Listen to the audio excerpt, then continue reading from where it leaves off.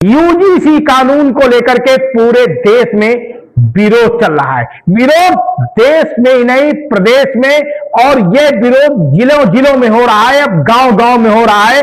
और इस विरोध की वजह से गांव में अब आपसी भाईचारा भी समाप्त होता जा रहा है। आखिर इसके पीछे, पर्दे के पीछे क्या है?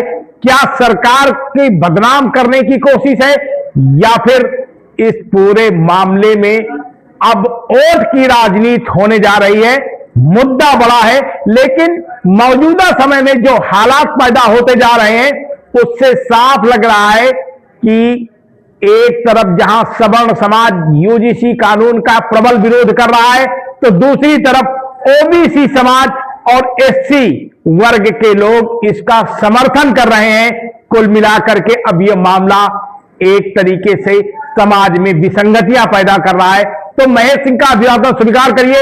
आप विस्तार से खबर जानने के पहले आप हमारे चैनल को सब्सक्राइब करना ना भूलिएगा, साथ में शेयर भी करिएगा ताकि ऐसी खबरें आपके पास तक पहुंच सके। दोस्तों, आपको बता दें कि केंद्र में यूजीसी कानून बना। हालांकि इस यूजीसी कानून का विरोध होते ही सुप्रीम कोर्ट ने फिलहाल इस पे रोक लगा दी और अगली सुनवाई मुकर्रर कर दी। लेकिन अब इस विरोध और समर्थन की राजनीति पूरे देश में शुरू हो गई है और इससे छोटे जनपद भी प्रभावित। यूजीसी के चेयरमैन कहें या फिर उच्च शिक्षा के सचिव, हालांकि उच्च शिक्षा के सचिव ही हैं विनोद जोशी आईएएस अधिकारी हैं, और इसके साथ साथ इस पूरे यूजीसी के बिल को लेकर के एक कमेटी बनाई गई थी जिसमें भाजपा के भी सांसद थे।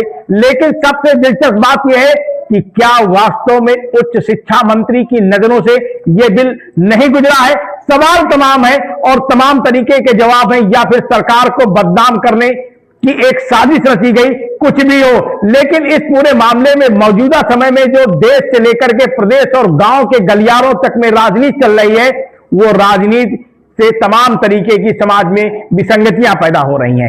एक तरफ सवर्ण समाज इस यूजीसी के बिल का पूरे तरीके से विरोध कर रहा है, तो दूसरी तरफ जो ओबीसी समाज के लोग हैं, एससी समाज के लोग हैं, वो पूरे तरीके से इस बिल को लाए जाने, इसको लागू किए जाने का समर्थन कर रहे हैं। तो यानी इस मामले को लेकर के अब गांव गांव चर्चाएं शुरू हो गई हैं, और चर्चाएं इस तरीके की शुरू हो गई हैं कि जहां कल तक गांव के गलियारों से लेकर शहरों तक आपसी भाईचारा होता था, वो यूजीसी की बहस ने अब एक नया मोड़ ले लिया है, नया करवट ले लिया है, और इसका पूरा ठीकरा सरकार पर फोड़ा जा रहा है।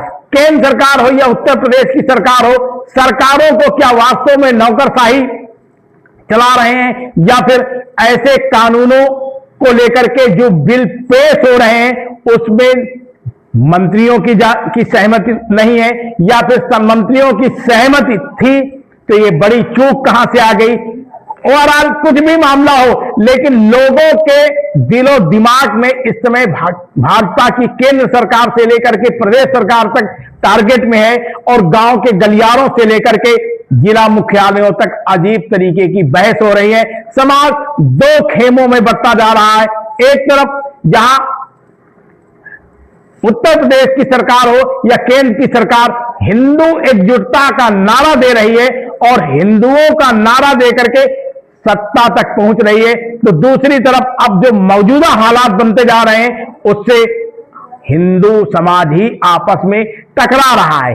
गांवों से लेकर के शहर तक प्रदर्शन हो रहे हैं, यूजीसी के समर्थन में प्रदर्शन हो रहे हैं, तो यूजीसी के विरोध में प्रदर्शन हो रहे हैं। फिलहाल ऐसी खबरों के लिए आप बने रहिए सबक समाचार में, हम लगातार आपको ऐसी खबरें दिखाते रहेंगे। बहुत बहुत धन्यवाद। कि जब SC/ST एक्ट यहाँ लागू है तो स्कूल में बच्चों के लिए इसकी क्या जरूरत थी? काला कानून की हमारे बच्चों का भविष्य खराब होगा, इसलिए हम सवर्ण समाज एकत्रित होकर के ये ब्लड से प्रधानमंत्री जी को लेटर लिख रहे हैं कि काला कानून वापस लीजिए, इसकी कोई ज़रूरत नहीं है। और एक तरफ हिंदू जोड़ने की बात कर रहे हैं सरकार हमारी कि हिंदू बटेगा तो कटेगा, अब खुद जो है बांटने का और काटने का कार्य कर रहे हैं। इसकी क्या जरूरत थी काला कानून की? प्रधानमंत्री जी इसका जवाब दें कि हमको इस काला कानून की क्या जरूरत पड़ गई अचानक कि हमने यूसीजी बिल लागू कर दिया। इसमें बच्चों का भविष्य खराब होगा कि नहीं खराब होगा? कोई भी बच्चा किसी भी सवर्ण के बच्चे को पढ़ने नहीं देगा। स्कूल में जाएगा, बोलेगा ऐसा कर दिया, ये ऐसा बोल दिया, उसके ऊपर मुकदमा लिख जाएगा। तो इसलिए हम लोग काले कानून के विरोध में हैं और प्रधानमंत्री जी को मैं ब्लड से लेटर लिख रहा हूं कि काला कानून वापस लो और वापस लेना पड़ेगा। हम लोग चाहे जितना बड़ा संघर्ष करना पड़े, पीछे नहीं हटेगा। अगर नहीं होता है तो क्या करोगे आप? क्यों नहीं वापस होगा? हम लोग यहाँ से दिल्ली तक धरना धरेंगे, चाहे हमको बेल और जेल जो भी होना पड़े, हम लोग मानेंगे नहीं। इस काले कानून को वापस भी न क्या कराएं। नाम है आपका? मेरा नाम शिव बहादुर सिंह और पिंटू सिंह, एडवोकेट हूँ मैं और भाजपा में जिला कार्य समिति में सदस्य हूँ। 3 बार से लगातार 3 पंचवर्षीय से सक्रिय सदस्य हूँ मैं।